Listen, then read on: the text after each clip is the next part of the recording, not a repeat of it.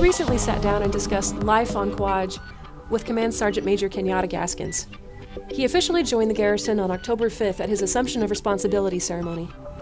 But Gaskins' Army story really begins on January 3rd, 1996, when he joined as a Personnel Services Specialist and attended basic combat training at Fort Leonard Wood, Missouri. College money. College money, absolutely. So I was accepted to a couple schools coming out of high school, but to be totally honest with you, my family wasn't financially set up to be able to afford that, and I kind of recognized that early on. So I decided, I'm gonna give this Army thing a try for 4 years. Then I'll get out and go to school and enjoy the world. But 20 some odd years later, I'm still here doing it. So yeah, so that's what my inspiration was. Then I got into it and I absolutely loved it. And like I said, 20 some odd years later, I'm still here in uniform.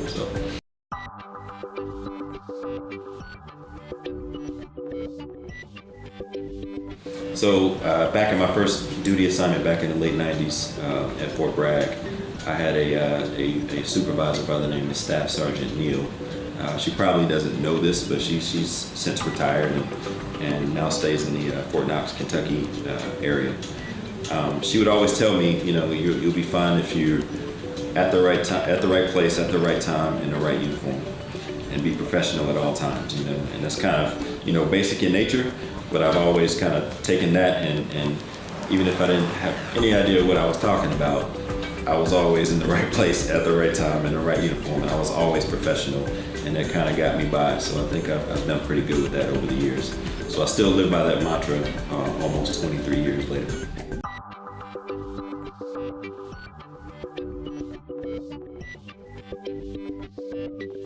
So outside of deployments, I haven't traveled that extensively besides here, of course, in Fort Bragg, North Carolina, which I've been at off and on for about 17 years. I was also stationed in the DC area for quite a bit of time, and also in Panama for about a year back in my earlier days back in the Army. So I would have to say DC area.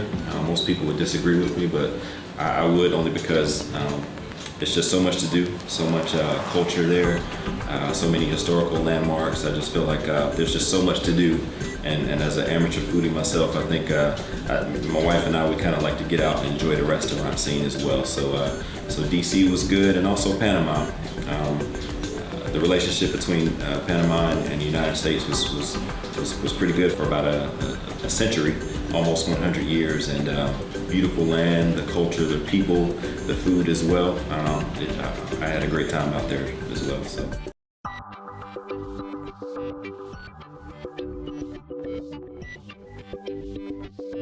Well, I am from Greensboro, North Carolina, which is the third largest city in North Carolina behind Charlotte and Raleigh. So we're a pretty decent sized city. And if anybody were ever to come around to Greensboro, I definitely recommend that they hit the International Civil Rights Museum. The history behind that, it used to be a Woolworth's department store back in the 60s and 70s. And on February 1st, 1960, there was a sit-in in protest of the fair treatment of African Americans during the Civil Rights Movement, what is known as the Little Four. There were 4 individuals from North Carolina A&T State University that decided to sit in protest for civil rights. Again, it was called Woolworths back in the day. It was a department store, but has now been since changed into the International Civil Rights Museum.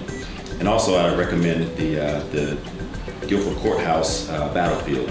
So in 1781, during the Revolutionary War, that was a significant battle that was taking place right there in what has since became known as Greensboro. So they have a park to recognize what happened back in 1781. So I would definitely recommend those 2 places to visit if you're ever in Greensboro.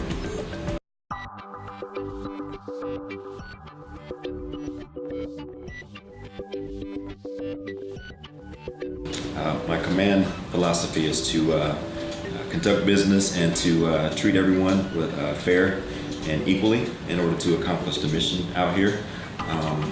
Kwajalein is quite unique in a way that's not like a normal military organization or a military base for that matter. So just dealing with the civilian population is quite new to me, but it's something I'm getting quite used to as well. So yeah, just my personal mission statement is to treat everyone as an equal, whether they be a soldier or civilian. It does not matter. It's all about taking care of the mission and accomplishing what needs to be done out here in Kwajalein. I think at the end of the day, people just want to be treated as such, as people, you know, whether it be soldiers or civilians or contractors. As long as you treat them, you know, with dignity and respect, and you know what their role is here, and they know what our role is here, I think we could, you know, accomplish the missions. The weather, just it's summer all year round around this place, and I'm just enjoying coming out, seeing the sunshine. Even though it's an occasional rain shower, I'm willing to deal with that as long as it's sunny and warm on a daily basis. And just getting into the water sports and activities here. So I'm not a big surfer or scuba diver or snorkeler, but that's something I'm willing to try once I'm out here. You know, I'm in Rome, might as well do what the Romans do. And definitely take advantage of deep sea fishing too. So I'm looking forward to doing all that. Haven't yet, but I'm definitely going to while my time is here.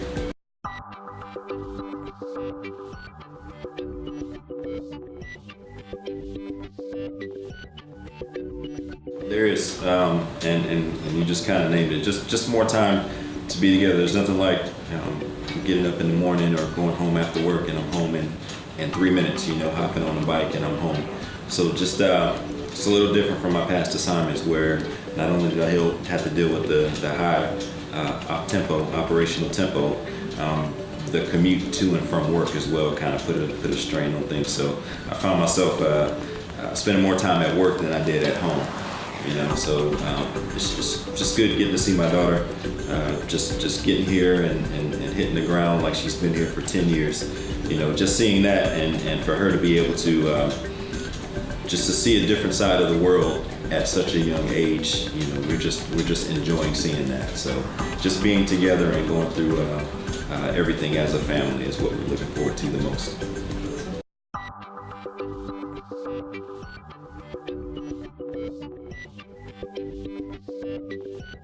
The role and responsibilities, first of all, for those who don't know, of a command sergeant major. So we're the senior enlisted advisor to the commander, in this case being Colonel Dior, which is my commander. I'm his senior enlisted advisor. So basically I'm his right hand, his eyes and ears here on the installation. We can bounce ideas off of each other in order to make the community better, make the installation. This is a military installation at the end of the day. However, it's unique in the fact that, you know, there's more civilians than military. But I'm just here as his eyes and ears to provide mentorship for not only the enlisted, because there's not very many enlisted force here, it's mostly civilians and officers, but to everybody. I'm that, you know, that ear that's open for any kind of you want to bounce ideas off of me, you want to be able to kind of get a feel for what the commander's thinking. I'm that person to come and see. And also just to be a representation of the military here, not only on the installation, but for the Marshall Islands. You know, so we're kind of like unofficial ambassadors as well. We're mostly used to dealing with soldiers, but with the civilians as well. You know, we're here for them too. You know, we adapt to whatever type of installation that we're at. Just so happens we're here, so you know, anybody that has questions, you know, please feel free.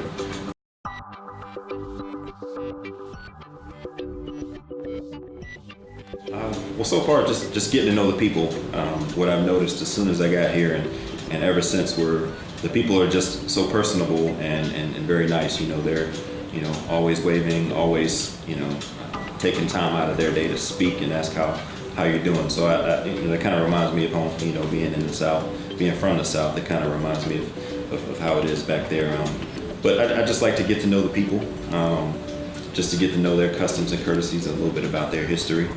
So I'm looking forward to getting into that while I'm here.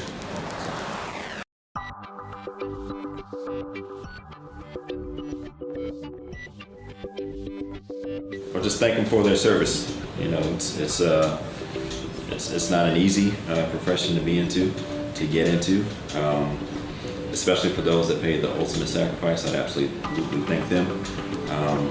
And for those that joined the military after 9/11, I would absolutely thank those individuals as well, because they knew what life was like, or what life could be like once they joined the military.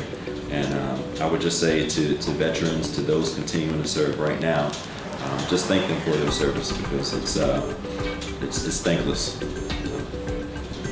You can't not thank them for deciding to raise their right hand after that incident, knowing what was going on. Because I didn't, you know, I joined thinking I'm going to do my 4 years and done with it. You know, no war going on. You know, but you never know.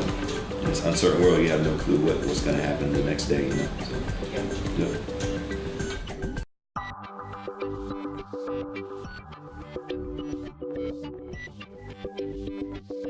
I'm just happy to be here. Just looking forward to serving, getting to know the people, and whatever it is they need, if I could affect that, I'm here for them. So looking to enjoy the ride for the next 2.5 years. So that's about it.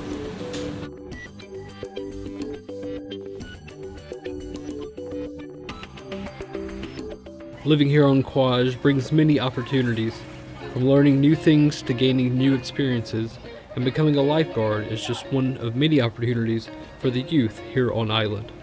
Cliff Pryor is the Pools and Beaches Coordinator, and one of his many responsibilities is overseeing the lifeguards here on the island. My responsibilities as Pools Beaches Coordinator is the safe operation and running of 2 swimming pools, 3 beaches, and a skate park.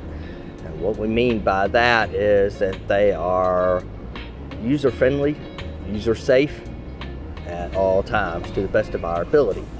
And as part of our team, I have 5 teenagers who are my lifeguards. I also have a small assortment of adults who also are lifeguards who work from time to time. And all of my lifeguards are trained by me to American Red Cross standards. I am a lifeguard instructor trainer and water safety instructor trainer. Those are my actual alphabet soup titles with the American Red Cross that I have. Trainer designation is a very tough designation to get. It's a long, hard slog. You have to have taught many classes to many people, and you have the records to prove it. The American Red Cross recognizes it, and I'm proud to say I am one, and I don't think there's another one for 2,000 miles around. What they learn in lifeguarding is not just how to be a lifeguard, they also learn to be a waterfront guard, because they watch on the beach. What they earn here is the same that they would have earned anywhere else in the mainland, in Hawaii, and what have you. It's a full-on certification, trained, because I am an instructor trainer. Our guards get several years experience working here, so that when they graduate and leave, benefit to them is they not only have a certificate, but years of experience to back it up, so that whatever college they go to, or the local YMCA or the municipality down the street from school, they can go to work. They show up as professionals. They can present their credentials, and some of them actually earn their water safety instructor. What that means is they can teach people to swim, which gives them another feather in their hat to earn even more money. My guards have professional certifications and experience, and they can go to work right away. It's something that is a strong selling point that I give them. The lifeguard certification, which includes all the skills, AED, CPR, is good for 2 years. And as such, all of my guards here, at least once a year, I have a refresher course. So it's a 1-day course, and we go through all the hands-on, we take all the written exams, we do everything so that they can show and I can prove by documentation this person knows and does what they're supposed to do. According to Cliff, lifeguarding brings lots of growth to those who choose to become a lifeguard. These experiences don't only apply to lifeguarding, but to life itself. I am happy to help them learn and grow. I've been there. I was a teenage lifeguard as well. I know this. I I'm able to help guide them, help them grow up. And they truly do grow up in this job. You have to be a minimum age 15 to take the course. And they frequently come in as 15-year-olds, and I say goodbye to them as 18-year-olds. In that 3 short years, they have done a lot of growing up. They have more of a greater appreciation for the job, a greater appreciation for having a job in the first place.